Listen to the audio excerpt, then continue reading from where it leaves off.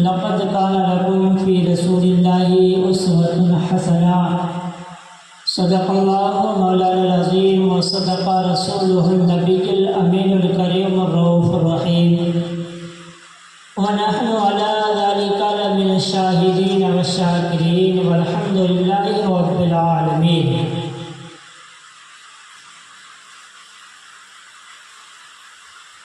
بادہ توحید کے متوالوں، شمع رسالت و نبوت کے پروانوں، غوث و خواجہ و رضا کے چاہنے والوں، آئیے حضرات ہم اور آپ مل کر کے نہایت عقیدت و محبت کے ساتھ نبی کون مقا حضور صلی اللہ علیہ مقا ہم غریبوں کے ام خسار نائب پروردگار محبوب کردگار دونوں عالم کے مالک المختار جناب محمد رسول اللہ صلی اللہ تعالی علیہ وسلم کی بارگاہ میں جی لگا کر محبتوں کی تھالی میں درود پاک کی ڈالی سجائیں، بلند آواز سے پیش کریں۔ اللہم صلی علی سیدنا و مولانا محمد وعلی آل سیدنا و مولانا محمد مبارک وسلم صلی علیہ الصلوۃ والسلام علیک یا رسول اللہ صلی اللہ تعالی علیہ وسلم۔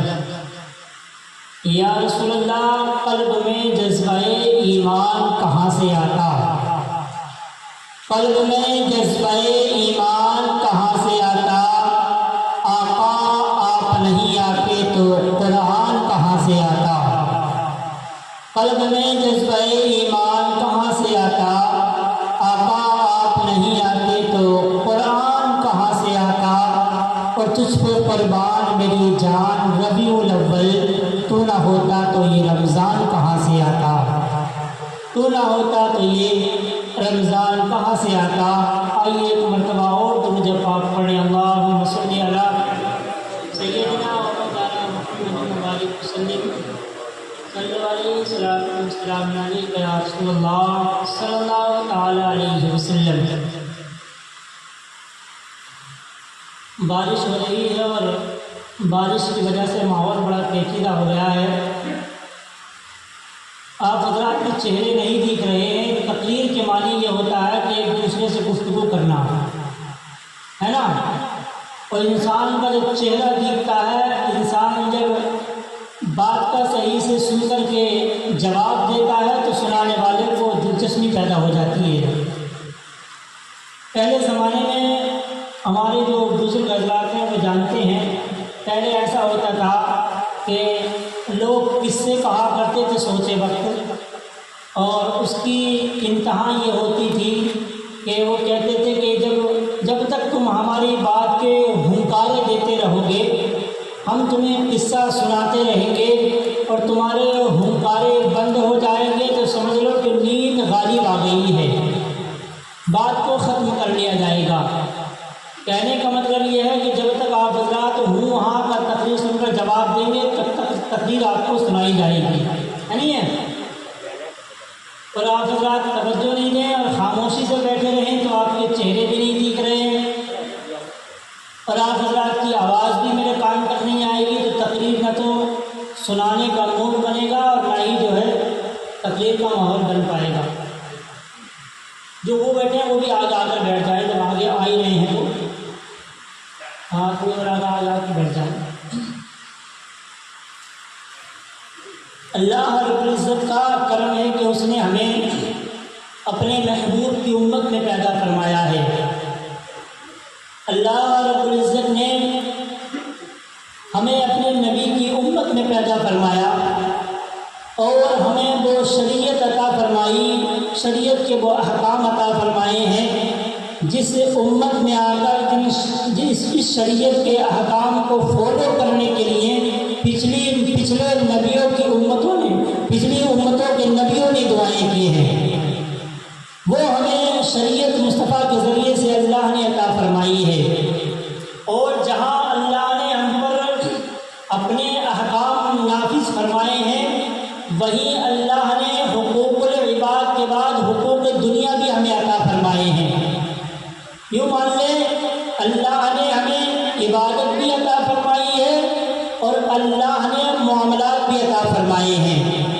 اگر بندہ عبادت صحیح سے کرے اور معاملات صحیح نہ کرے تو کامل مومن نہیں ہو سکتا اور اگر بندہ معاملات اچھے کرے اور عبادت اچھی نہ کرے تب بھی بندہ جو ہے گنہگار رہے گا، اس لیے کہ معاملات تو اچھے کر رہا ہے اور انسان جو ہے عبادت اچھی نہیں کر رہا ہے۔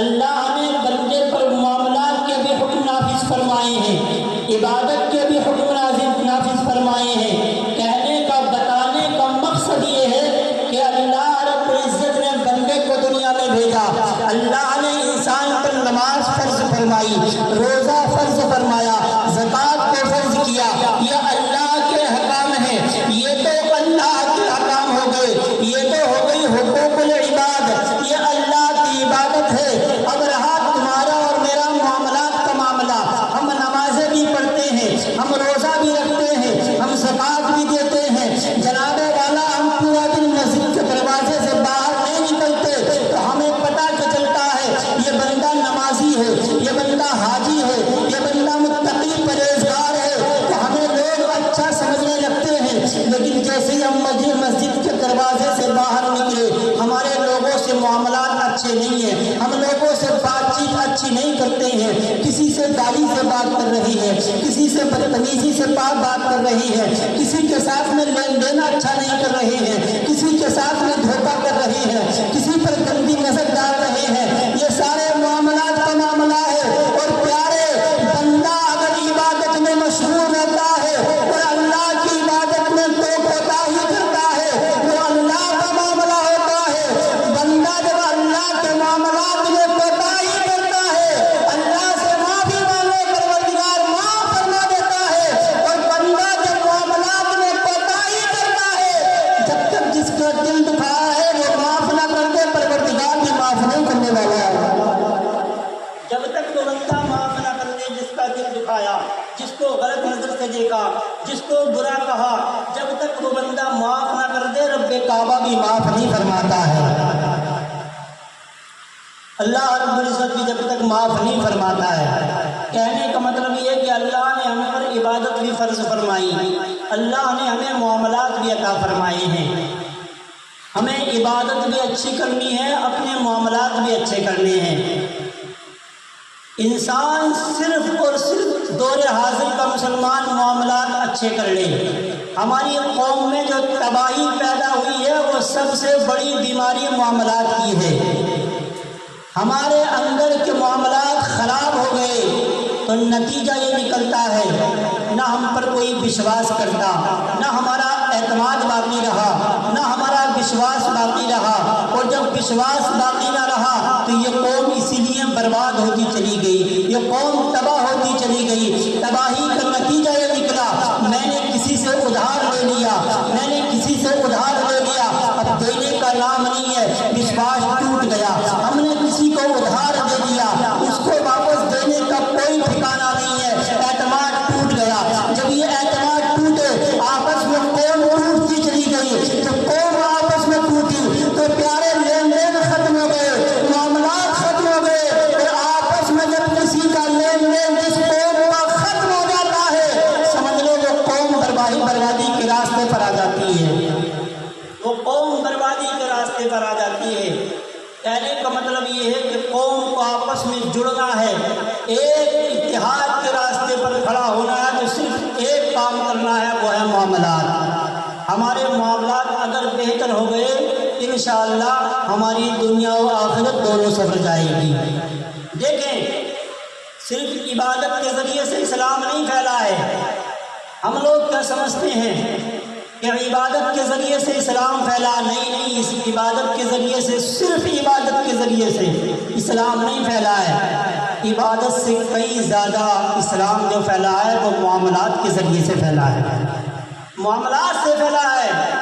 جب میرے آقا نے اعلان نبوت نہیں کیا تھا، جب میرے آقا نے اعلان نبوت نہیں کیا اس وقت میں لوگ آمنہ کے لال کو صادق الوعد الامین کہا کرتے تھے، یعنی یہ حضرت جناب محمد رسول اللہ صلی اللہ تعالیٰ علیہ وسلم کو عرب کے بڑے بڑے بادشاہ بھی، عرب کے بڑے بڑے مطمئن لوگ بھی یہ کہتے تھے کہ آمنہ کے لال سے سچا کوئی نہیں ہے، آمنہ کے لال سے زیادہ صادق کوئی نہیں ہے، وعد الامین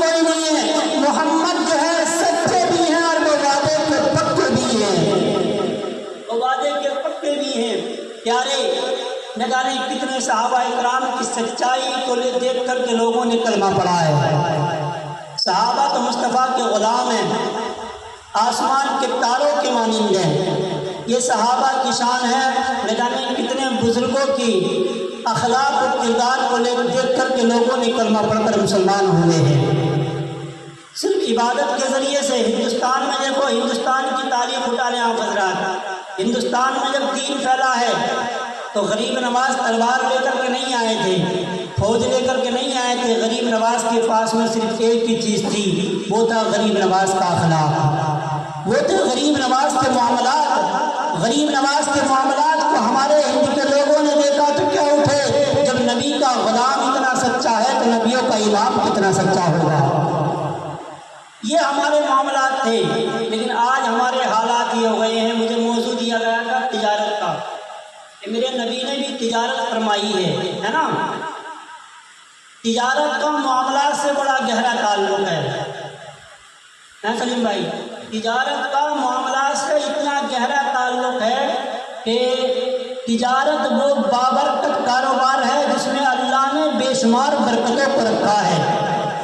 برکتوں کو ہی نہیں بلکہ اللہ کے نبی صلی اللہ تعالیٰ علیہ وسلم نے ارشاد فرمایا، لوگوں تجارت کیا کرو، تجارت میں اللہ نے برکتیں رکھی ہیں، اور برکتوں کی شان یہ کتنی برکتیں رکھی ہیں۔ تو تجارت کی برکتوں کا عالم یہ ہے، اللہ نے رزق کے 10 حصے فرمائے ہیں۔ اللہ نے دنیا والوں کو 10 حصے رزق عطا فرمایا ہے، 10 حصوں میں رزق کو بانٹ دیا ہے۔ اللہ کے نبی فرماتے ہیں کہ 9 حصے رزق جو ہے اللہ نے تجارت میں رکھا ہے۔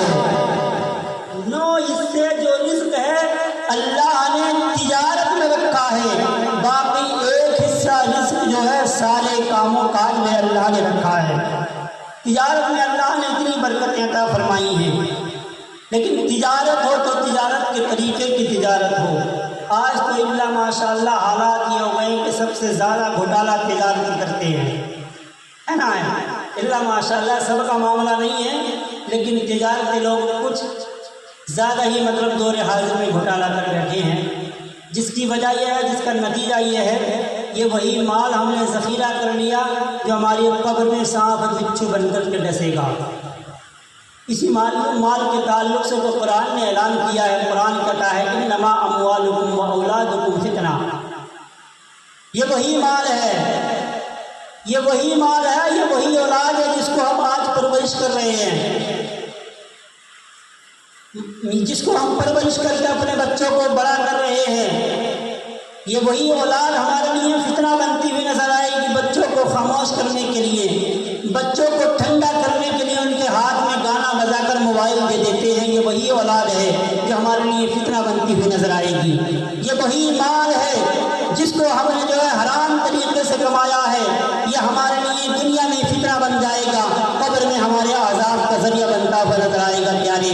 ورنہ اگر تجارتی آدمی صحیح طریقے سے تجارت کرے تو اللہ کے نبی کے صحابی حضرت عثمان غنی رضی اللہ تعالیٰ عنہ فرماتے ہیں، لوگوں سب سے زیادہ برکت اللہ کے نبی کے قول کے مطابق اللہ نے جو ہے تجارت میں رکھی ہے، اور مجھے کسی کاروبار میں اتنا فائدہ نہیں بتایا ہے جتنا فائدہ اللہ کی اس تجارت نے مجھے پہنچایا ہے۔ حضرت عثمان غنی پر بے شمار مال تھا، حضرت عثمان غنی رضی اللہ تعالیٰ عنہ پر بے شمار مال تھا۔ آپ فرماتے ہیں کہ سب سے زیادہ فائدہ جو مجھے ہوا ہے، مال میں جو برکتیں ہوئی ہیں وہ تجارت کی وجہ سے ہوئی ہیں، تجارت کے کاروبار میں ہوئی ہیں۔ خاص طور سے ہمارے اس علاقے کے لوگ جو ہے اکثر تجارت میں لگے ہوئے ہیں، اور ضرورت ہے تجارت کے میدان میں آنے کی۔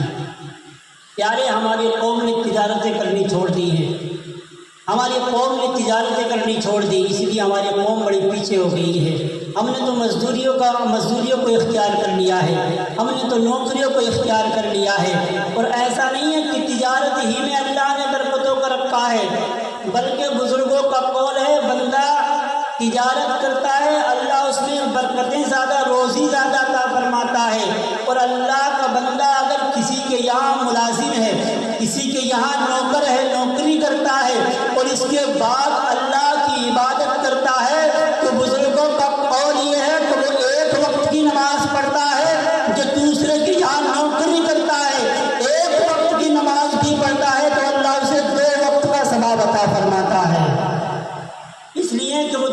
کے یہاں نوکر ہے اس کے بھی حقوق کو انجام دے رہا ہے، اللہ کے بھی حقوق کو انجام دے رہا ہے، اللہ کی بھی عبادت کر رہا ہے۔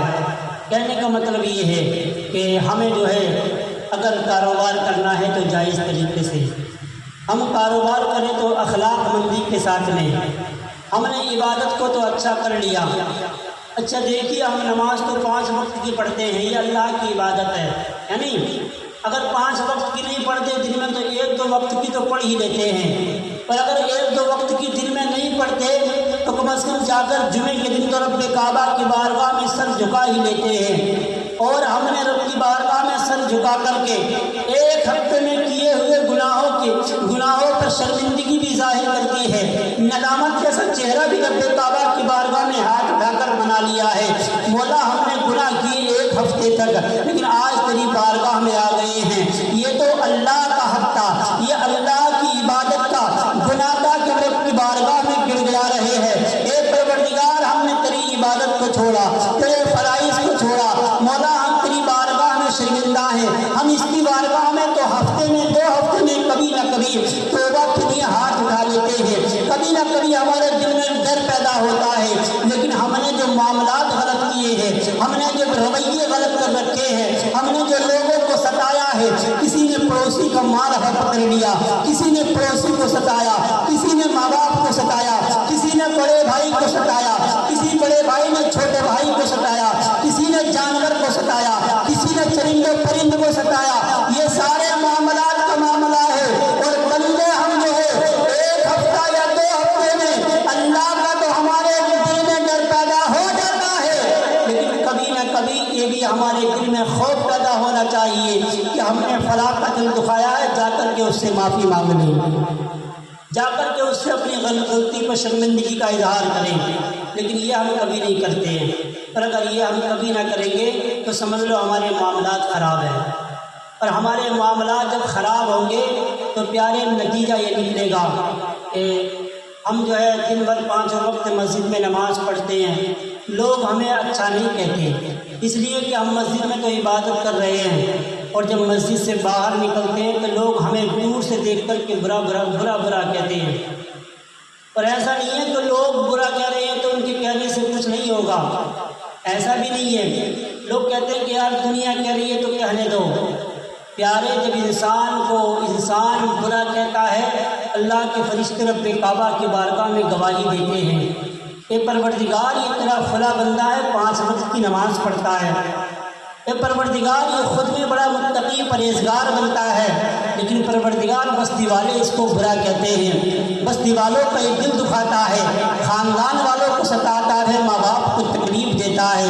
اے پروردگار اس بندے کی تیرے یہاں کیا رائے ہے، پروردگار اس بندے کا تیرے یہاں کیا وقار ہے؟ تو پروردگار عالم کا یہی اعلان ہوگا، اے فرشتوں اگر یہ عبادت کرتا ہے تو کیا ہوا، اس نے میرے بندوں کا دل دکھایا ہے، اور بندے بھی وہ ہیں جو میرے محبوب کے امتی ہیں۔ ارے جس امت کا نبی اپنے امتیوں کا دل دکھنا پسند نہیں کر سکتا ہے، اس محبوب کے امتی کا پروردگار دل دکھنا کیسے پسند کرے گا؟ ہمیں چاہیے کہ ہم اپنے معاملات اچھے کریں۔ اللہ کے نبی نے سب سے پہلے کلمے سے بھی پہلے ہمیں معاملات کا سبق عطا فرمایا ہے، معاملات کا سبق عطا فرمایا ہے۔ اللہ کے نبی نے ہمیں اس وقت میں ہمیں کلمہ نہیں دیا تھا، اللہ کے نبی نے ابھی ہمیں کلمہ عطا نہیں فرمایا ہے، ابھی ہم اعلان نبوت نہیں کیا، اس سے پہلے اللہ کے نبی نے پورے مکہ والوں سے منوا لیا تھا۔ اپنے تو اپنے جو اس وقت میں اپنے کہلا رہے، اپنے تو اپنے اس وقت میں جو غیر تھے، ان غیروں نے بھی مان لیا تھا کہ اگر عرب کی زمین پر کوئی سب سے بڑا سچا ہے تو وہ وہی آمنہ کا لال ہے، یہ عبداللہ کا بیٹا ہے، ان سے بڑا کوئی سچا نہیں ہے۔ میرے آقا علیہ الصلوۃ والسلام نے نماز بعد میں دی، پہلے خود کو منوایا، روزہ بعد میں دیا، پہلے خود کو منوایا، پہلے شخصیت کو منوا لیا۔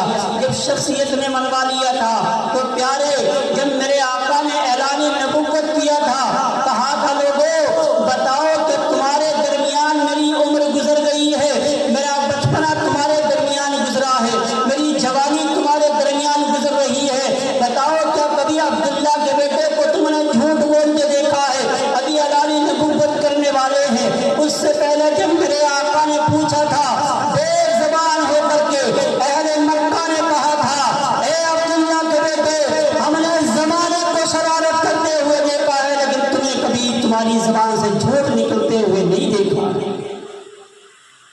کبھی ہم نے تمہاری زبان سے غلط الفاظ نکلتے ہوئے نہیں دیکھے۔ اللہ کے نبی نے تب اعلان کیا تھا مانو آج یہ وہی محمد کہتا ہے کہ میں اللہ کا رسول ہوں۔ اس وقت سے لوگوں بغاوت پر اترے تھے، اس وقت سے امیروں کو لگا تھا کہ یہ ہمارا سر کچلنے آیا ہے، اس وقت کے قارونوں کو لگا تھا کہ یہ ہمیں دھکا دینے کے لیے آیا ہے، اور حقیقت میں اللہ نے اپنے محبوب کو اسی لیے دنیا میں بھیجا تھا کہ ظلم حد سے آگے بڑھ گیا۔ اللہ نے فرمایا جاؤ محبوب، اب زمین چیخ رہی ہے کہ اللہ تیرے پیغمبر کو زمین پر بھیجا جائے۔ اللہ کے نبی نے سب سے پہلے ہمیں اخلاق و کردار عطا فرمایا۔ ابھی میرے آقا علیہ الصلوۃ والسلام نے اعلان نبوت نہیں کیا، یہ شہر مکہ ہے۔ ایک روز میرے آقا مکہ شہر سے باہر تشریف لے جا رہے تھے، جیسے ہی شہر سے باہر نکلے میرے آقا تو ایک قافلہ ملا۔ میرے آقا علیہ الصلوۃ والسلام نے قافلے کو دیکھا، قافلے نے شہر کے باہر پڑاؤ ڈال دیا تھا، کہیں باہر قافلے کو جانا تھا۔ جب قافلے نے پڑاؤ ڈال دیا تو میرے آقا علیہ الصلوۃ والسلام قافلے کے قریب گئے تو اس میں قافلے والوں پر سواریوں کے لیے پہلے اونٹ رہا کرتے تھے۔ اونٹوں کو دیکھا تو ان اونٹوں میں ایک بڑا خوبصورت اونٹ تھا جس کا رنگ سرخ رنگ تھا، لال رنگ کا اونٹ تھا، اور اہل عرب کی نظروں میں سب سے زیادہ عزت والا، سب سے زیادہ شان و شوکت والا کوئی اونٹ ہوتا تھا تو وہ لال رنگ کا اونٹ ہوا کرتا تھا، وہ سرخ رنگ کا اونٹ ہوتا تھا۔ اللہ کے نبی نے اونٹ کی طرف نظر ڈالی اور نظر ڈالتے ہی پہلی نظر میں اللہ کے نبی نے اسے پسند فرما لیا۔ بڑا خوبصورت جانور ہے، بڑا خوبصورت اونٹ ہے، اللہ اکبر۔ اللہ کے نبی نے اسے پسند فرمایا۔ جب پسند فرما لیا تو حاکم قافلہ کے ساتھ گئے، حاکم قافلہ کے پاس میں جا کر کے کہا اے سالار قافلہ، یہ جو اونٹ ہے یہ مجھے پسند آ گیا ہے، کیا تم اسے فروخت کرنا چاہتے ہو؟ کیا تم اسے بیچنا چاہتے ہو؟ اس نے کہا ہاں، اگر آپ اچھی قیمت دیں گے تو ہم آپ کے ہاتھوں بیچ دیں گے۔ دیکھیے اللہ کے نبی نے ابھی اعلان نبوت نہیں کیا لیکن معاملات سب سے پہلے ہمیں عطا فرمائی ہے۔ کہا ہاں، اگر آپ چاہیں گے اچھی قیمت دیں تو ہم آپ کے ہاتھوں اسے فروخت کر دیں گے۔ اللہ کے نبی نے ان سے قیمت لگا لی، جو چاہے قیمت ہوئی۔ بہرحال ان کے ساتھ قیمت کا معاملہ ہو گیا، قیمت کا معاملہ ہوا۔ ادھر جو ہے سالار قافلہ نے اونٹ کی رسی پکڑ کر کے آمنہ کے لال کے ہاتھ میں دے دی، محمد بن عبداللہ کے ہاتھ میں رسی آئی، میرے آقا نے اونٹ کی ڈوری کو پکڑا کر کے لے کر کے چلنے لگے۔ اللہ اکبر۔ اب سارے جو ہے قافلے والے کافی جمع ہو جاتے ہیں، جمع ہو کر کے سالار قافلہ سے کہتے ہیں یہ شخص جا رہا ہے کہ اس کو اونٹ دے دیا؟ کہا ہم نے اونٹ بیچ دیا ہے۔ اللہ اکبر۔ جب تک میرے آقا نظر آتے رہے آپس میں چینو گوہی کرنے لگے، اس کے بعد میرے آقا آنکھوں سے اوجل ہو گئے، دیکھنے بند ہو گئے، شہر میں داخل ہو گئے۔ اللہ اکبر۔ اب سارے کے سارے پوچھنے لگے اے سالار قافلہ تم نے اونٹ تو دے دیا، کیا رقم بھی لینی ہے؟ کہا رقم نہیں لی ہے، پیسے طے کر لیے گئے ہیں، ابھی پیسہ دیا نہیں گیا ہے، ابھی قیمت دی نہیں ہے۔ اللہ اکبر۔ سارے لوگ پوچھنے لگے کیسے سالار ہو، کیسے ہمارے بادشاہ بنے بیٹھے ہو، تم نے انجان آدمی کے ہاتھ میں اونٹ دے دیا اور اونٹ دے کر کے ان سے قیمت بھی نہیں لی، راستہ بھی نہیں پوچھا، ان کا نام بھی نہیں پوچھا، پتہ بھی نہیں پوچھا۔ آخرکار ہم اس کو ڈھونڈیں گے کہاں، ہم اس کو تلاشیں گے کہاں؟ اللہ اکبر۔ تم نے جو بے وقوفی کی ہے اونٹ انجان کے ہاتھ میں دے دیا ہے۔ اللہ اکبر۔ ایک عورت کھڑی ہوتی ہے، کھڑی ہو کر کہتی ہے ٹھہر جاؤ لوگوں، یہ وہ خوبصورت نور والا چہرہ تھا، میرا وجدان یہ کہتا ہے یہ بندہ تمہارے پیسے واپس ضرور لوٹائے گا، اس لیے کہ اس کے چہرے سے نور چھلک رہا تھا۔ سب کچھ ہو سکتا ہے، یہ بندہ جھوٹا نہیں ہو سکتا ہے۔ اللہ نے اس کے دل میں محبت ڈالی، کہا سنو یہ بندہ جھوٹا نہیں ہو سکتا ہے۔ میرے آقا علیہ الصلوۃ والسلام اپنے گھر تشریف لے گئے۔ شام کا وقت ہوا، میرے آقا نے اپنے صحابہ کو کھانا لے کر اور اونٹ کی قیمت لے کر کے اس قافلے کے قریب پہنچایا۔ آپ نے آ کر پوچھا اے فلاں کا فلاں کہاں ہے، فلاں بن فلاں کہاں ہے؟ سالار قافلہ دوڑتا ہوا آیا، کہا مجھے فلاں کہتے ہیں۔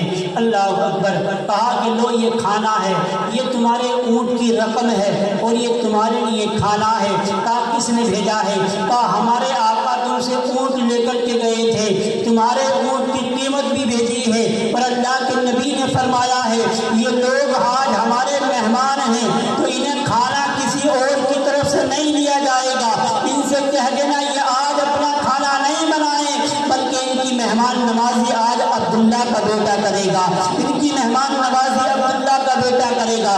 ان میں سے کچھ لوگ ایسے عاشق ہو گئے، وہ لوگ ان کے گھر پہنچ گئے، گھر پہنچ کر کے ان کی قدم بوسی کرنے لگے۔ جب میرے آقا نے اعلان نبوت کیا، تاریخ میں آتا ہے ان قافلے والے لوگوں نے بھی کلمہ پڑھ کر داخل اسلام ہو گئے، اسلام قبول کر لیا۔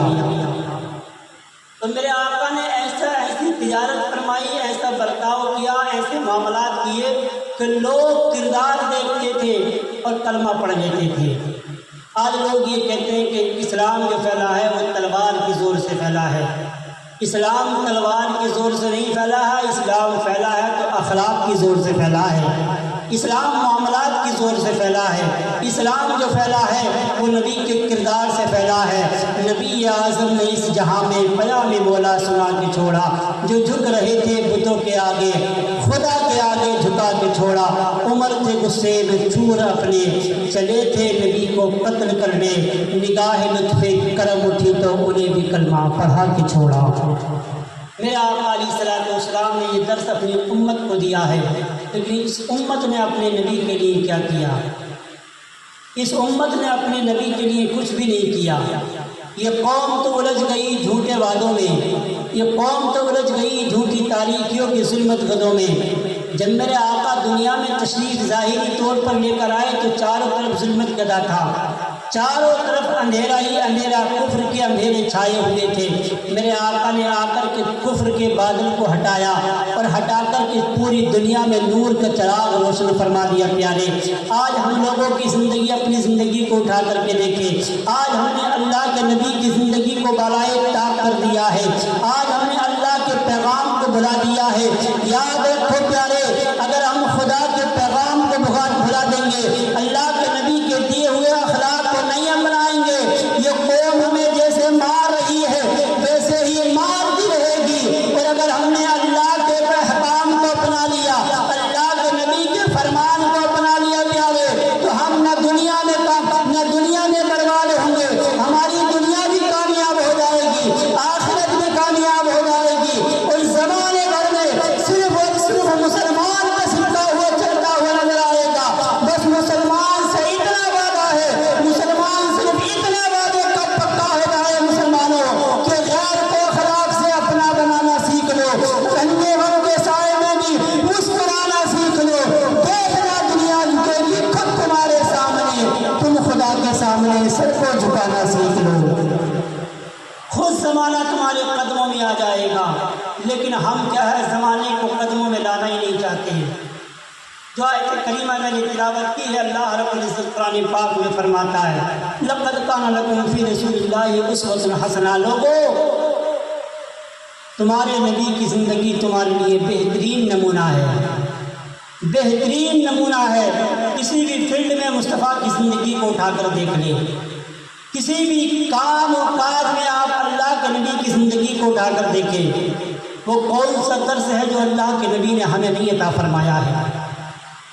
سونے کا طریقہ اللہ کے نبی نے ہمیں عطا فرمایا، اٹھنے کا طریقہ ہمیں عطا فرمایا، صبح کو کس وقت اٹھنا ہے اللہ کے نبی نے ہمیں عطا فرمایا، شام کو کس وقت سونا ہے اللہ کے نبی نے ہمیں عطا فرمایا، کون سا کام کس وقت میں کرنا ہے وہ اللہ کے نبی نے ہمیں عطا فرمایا ہے۔ اور سب یہ کام اللہ کے نبی کی زندگی کے مطابق کیے جائیں گے تو انسان نہ انسان رہے گا بلکہ سچا مسلمان کہلائے گا، اور انسان جب سچا مسلمان ہو جائے گا تو بصرف سرپرستی میں کوئی راز ہوتا ہے، جو سر دیتا ہے سر عام وہی سرفراز ہوتا ہے، اور جہاں سے ختم ہوتی ہے حدود عقل انسانی وہیں سے محمد کی شان کا آغاز ہوتا ہے۔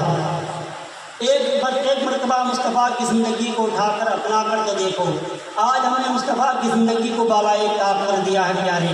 آج تو ہم جو ہے دنیاوی لوگوں کو اپنا آئیڈل مان کر کے بیٹھے ہیں، ہم نے تو فلمی اسٹاروں کو اپنا مان لیا، ہم نے تو سیاست دانوں کو اپنا مان لیا۔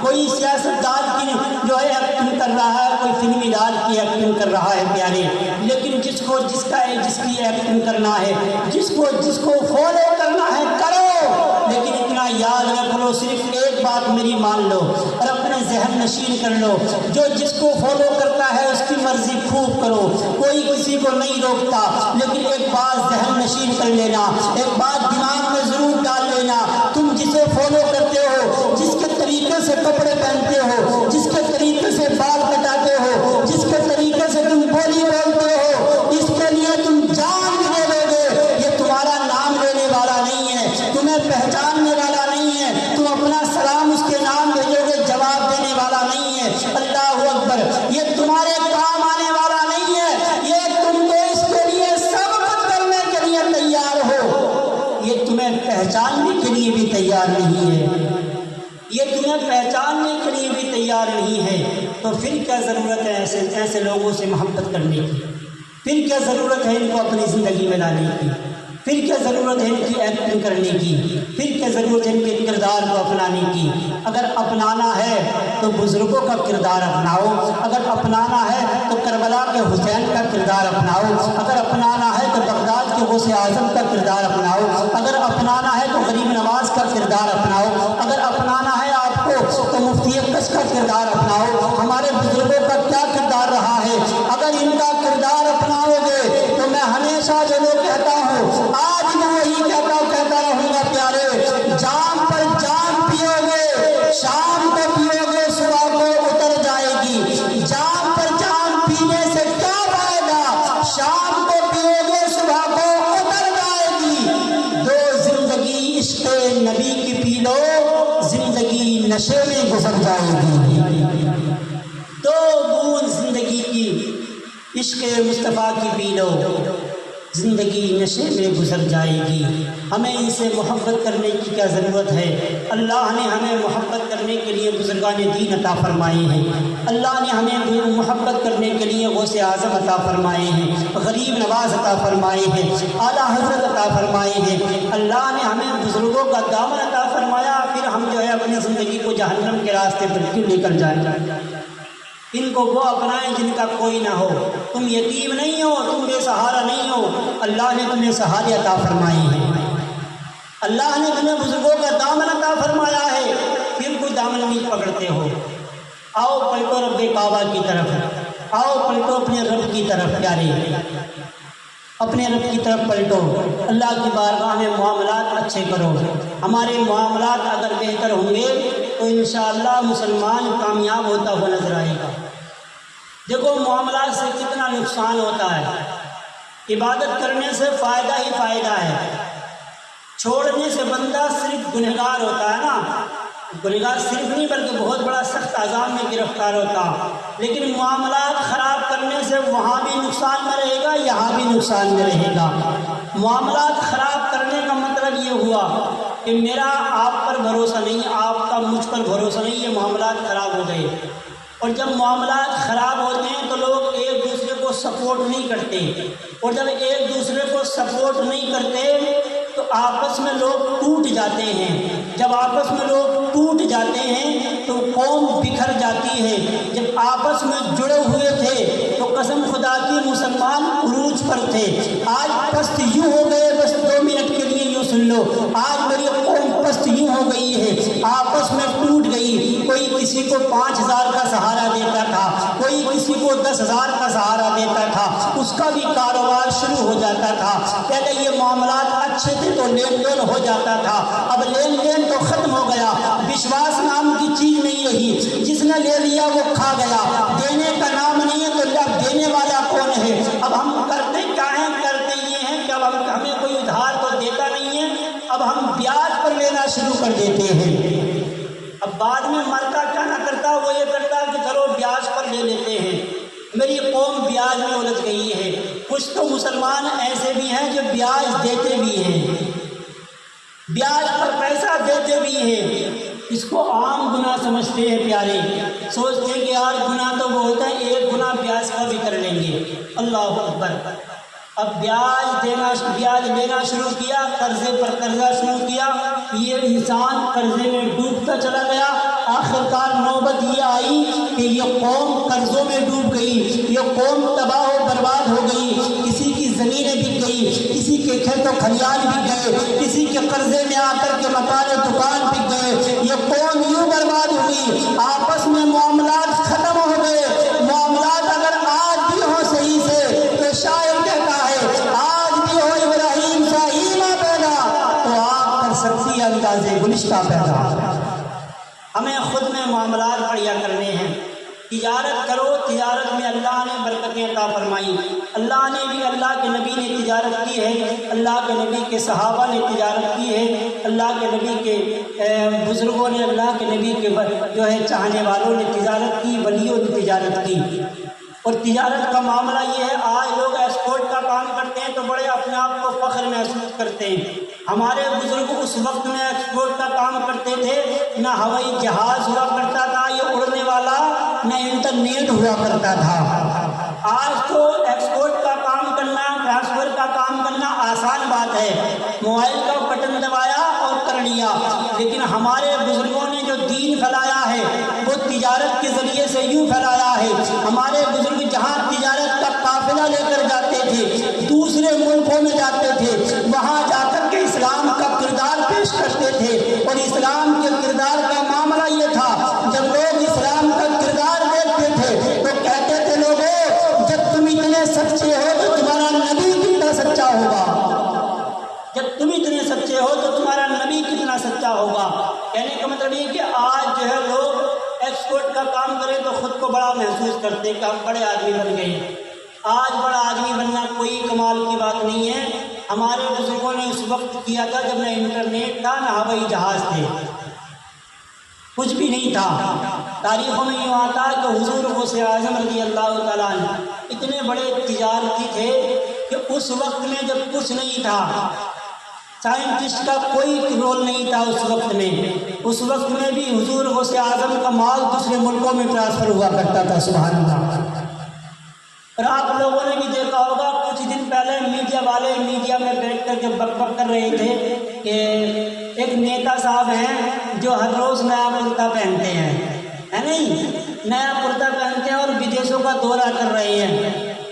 ان بکاؤ میڈیا والوں کو یہ نہیں پتا ہے، ہم جس کو بتا رہے ہیں کہ وہ نیتا جی نیا کرتا پہنتے ہیں، یہ جنتا جانتی ہے وہ اپنے باپ کا نہیں ہمارے مال کا پہنتے ہیں، یہ ہماری کھال نوچ نوچ کر پہن رہے ہیں، یہ ہمارا ذخیرہ ہے جس کو یہ باہر جا کر کے لٹاتے ہیں۔ آؤ ہماری بزرگوں کی زندگی کو دیکھو، تاریخ میں آتا ہے بڑے پیر غوث پاک بھی ہر روز اپنے تجارت کے معاملے میں نیا کرتا استعمال کرتے تھے، اور جو کرتا ایک مرتبہ پہن لیتے تھے اس کو دوبارہ بدن پر نہیں ڈالتے تھے۔ اب ان کا نیتا جو کرتا پہنتا ہوگا، وہ جب نکالتا ہوگا کپڑوں کا پتہ نہیں چلتا ہوگا کدھر نالیوں میں پھینک دیا گیا، کدھر کچروں میں پھینک دیا گیا، کچھ نہیں، کوئی نہیں ڈھونڈنے والا ہے۔ لیکن میرے بزرگوں کی شان یہ ہے، غریب نواز نے اس وقت کرتا پہنا تھا، لوگوں نے آج بھی اسے شیشوں میں تبرک بنا کر کے رکھا ہے۔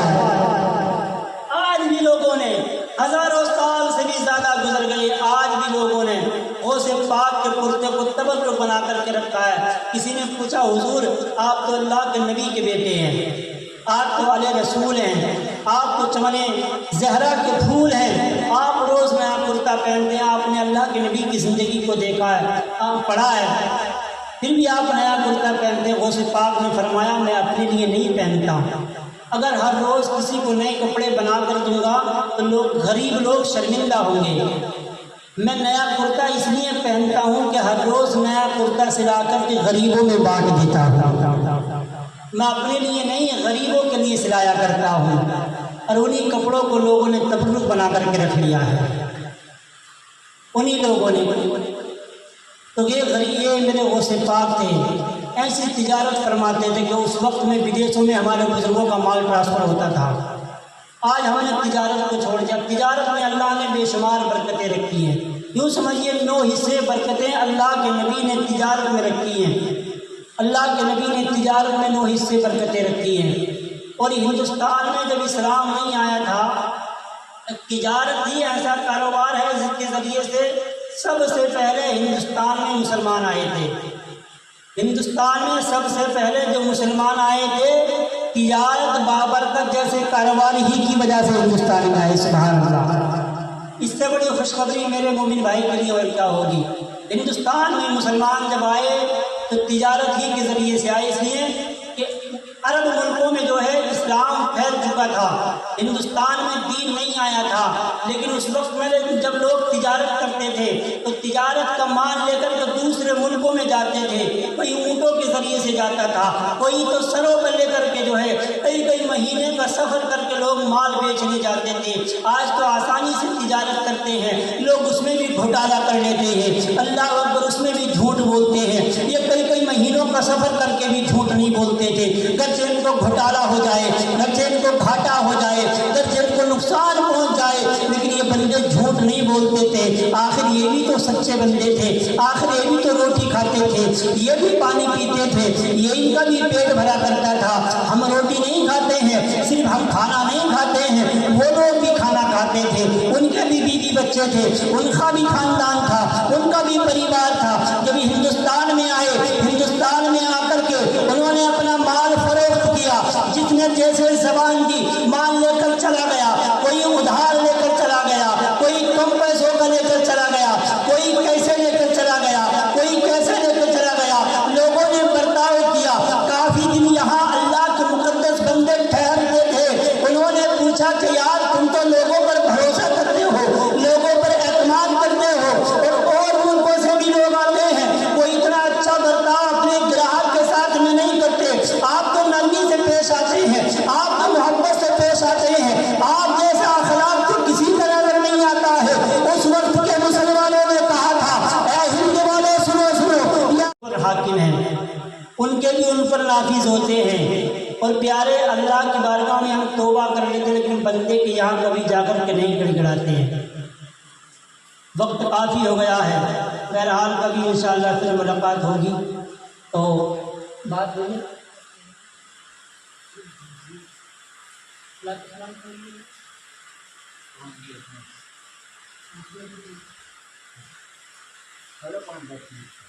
پانچ منٹ اور بنا درود پاک پڑھیں. اللہم صلی علی سیدنا و مولانا محمد مبارک وسلم. صلو علیہ الصلوۃ والسلام علیک یا رسول اللہ صلی اللہ تعالی علیہ وسلم. اپنی زندگیوں کو بدلو، خاص طور سے اسلام کو نوجوانوں کی ضرورت ہے. یہ بزرگ حضرات اگر مسجد میں پڑے ہیں تو یہ اپنی آخرت سنوارنے کے لیے. اسلام کی بقا نوجوانوں سے ہے، اسلام کی بقا ہمیشہ نوجوانوں سے رہی ہے. حالانکہ اسلام کسی کا محتاج نہیں ہوتا ہے، اس لیے کہ اللہ نے اسلام کی فطرت میں وہ لچک رکھی ہے کہ لوگ جتنا گھٹانے کی کوشش کرتے ہیں اسلام اتنا ہی پھیلتا چلا جاتا ہے. جہاں جہاں لوگوں نے اسلام کو گھٹانے کی کوشش کی، جب سے ملک ہندوستان میں جو ہے لوگ اسلام پر اور اسلام کے پروفٹ محمد رسول اللہ پر انگلیاں اٹھا رہے ہیں، ہمارے بزرگوں کی شان میں گستاخیاں کر رہے ہیں. جب سے ان بدتمیزوں نے جو ہے مصطفیٰ کی شان میں گستاخیاں کرنی شروع کی، انہوں نے سوچا کہ یہ ہم سب یہ کام کریں گے تو اسلام گھٹتا ہوا نظر آئے گا. جب سے ان لوگوں نے یہ کام کرنے شروع ہوئے، ہندوستان میں 5% اور زیادہ اسلام بڑھ گیا. سبحان اللہ. یہ جتنا چاہے گھٹانے کی کوشش کریں، لیکن اللہ جسے بڑھاتا ہے اسے کوئی گھٹا نہیں سکتا ہے. حالانکہ اسلام کسی کا محتاج نہیں ہے. لوگ یہ کہتے ہیں کہ مسلمان خطرے میں ہے، اور پھر کہتے ہیں کہ ہندوستان میں اسلام خطرے میں ہے، اس لیے کہ ظالموں کے ہاتھوں میں سب کچھ ہو گیا. ظالم سربراہ ہو گئے. ظالم چاہتے ہیں کہ لوگ اسلام چھوڑ دیں، لیکن ہم یہ کہتے ہیں ہم اپنی جان تو چھوڑ سکتے ہیں مگر اسلام نہیں چھوڑ سکتے. پیارے، تو اسلام لوگ یہ سوچتے ہیں کہ ہندوستان میں اسلام خطرے میں ہو گیا. یہ ذہن سے نکال لیجئے کہ اسلام خطرے میں ہے. ہمارا اسلام تو نہ فرعون کے وقت میں خطرے میں تھا، نہ نمرود کے وقت میں خطرے میں تھا، نہ شداد کے وقت میں خطرے میں تھا، نہ قارون کے وقت میں خطرے میں تھا، نہ یزید کے وقت میں خطرے میں تھا. اسلام کبھی خطرے میں نہیں تھا، نہ جب خطرے میں تھا نہ اب خطرے میں ہے. اسلام کبھی خطرے میں نہیں ہو سکتا. اے لوگوں، مسلمان اس بات کو ماننا پڑے گا مسلمانوں،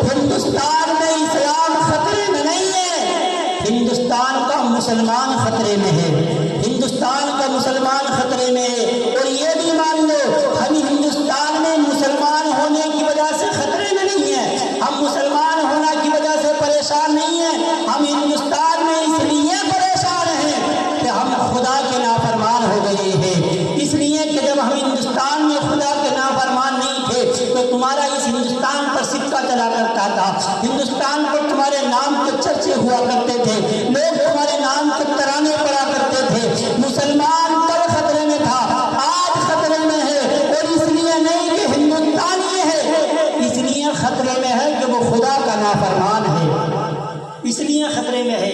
نوجوانوں کہنے کا مطلب یہ کہ خدا کی بارگاہ میں پلٹو، خدا کی بارگاہ میں پلٹو۔ تمہاری عبادت بزرگوں سے زیادہ شان والی ہے، تمہاری نمازیں ان سے زیادہ ثواب والی ہیں، تمہاری عبادت ان سے زیادہ اللہ کو پسند ہے۔ تم رب کعبہ کی بارگاہ میں آؤ تو صحیح، تم رب کی بارگاہ میں پلٹو تو صحیح۔ نوجوانوں کو جوڑنے کے لیے ایک تحریک چلی ہے، مسلک اعلیٰ حضرت کا جھنڈا ہاتھ میں لے کر کے دعوت اسلامی کی، جس تحریک میں نوجوانوں کو اللہ کے راستے پہ لا کر جو ہے جھکا دیا ہے۔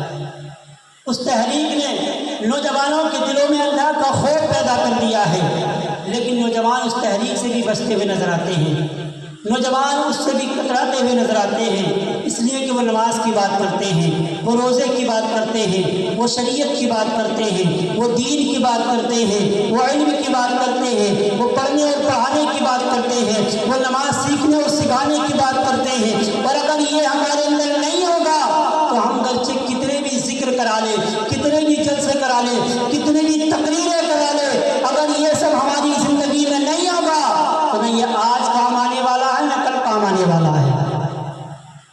یار اگر ہم کو نماز یاد نہیں ہے تو ہم میلاد سن کر کے کیا کریں گے؟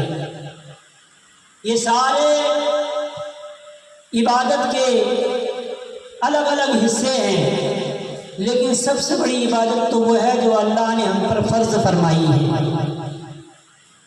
ہم وقت کے بادشاہ کو تحفے دینے چاہتے ہیں، وقت کے بادشاہ کا ہم پر 5 لاکھ روپے قرض ہے، قرض تو ہم دے نہیں رہے ہیں، جا کر کے 50 روپے کا گلدستہ دیں گے تو کیا وہ خوش ہو سکتا ہے؟ ہرگز نہیں ہو سکتا، اس کا خون کھول جائے گا۔ 50 روپے کا گلدستہ دکھاتا ہے، 5 لاکھ جو پاکٹ میں ڈالے پڑا ہے اس کا کیا ہوگا؟ اللہ نے نمازیں ہم پر فرض کی ہیں پیارے، یہ نوافل ہے، یہ اللہ اور اس کے رسول کی محبت کا ذریعہ ہے۔ ہاں ایسا نہیں ہے کہ بیکار ہے، بروز محشر نمازوں کے بعد یہ ہمارے کام آنے والی ہیں، لیکن بروز محشر سب سے پہلے نمازیں پوچھی جائیں گی۔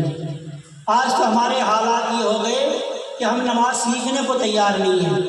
ہماری عمر 40 سال کی ہو گئی، کسی کی 45 کی، کسی کی 50 کی، کوئی تو 60 سال کے ہو گئے، لیکن ان کو نماز مکمل یاد نہیں ہے اور یاد کرتے بھی نہیں ہیں۔ اس لیے کہ جو بندہ 4 گھنٹے کی فلم دیکھ کر کے پوری سٹوری یاد کر سکتا ہے ایک مرتبہ دیکھ کر، تو کیا وہ 10 منٹ کی نماز یاد نہیں کر سکتا؟ ضرور یاد کر سکتا ہے۔ جو بندہ لاکھوں کا کاروبار چلا سکتا ہے، جو ہزاروں کی روز بکری کر کے حساب و کتاب لگا سکتا ہے، وہ بندہ نماز یاد نہیں کر سکتا؟ ضرور یاد کر سکتا ہے۔ یہ صرف بہانے ہیں، اور یہ بہانے ہم صرف یہاں تو کر سکتے ہیں، قبر میں ہمارا کوئی بہانہ نہیں چلنے والا ہے۔ مسلمانوں نمازوں کو بہانہ مت بناؤ، تم پڑے گا قبر میں ڈنڈا، بہانہ بھول جاؤ گے۔ شہر یار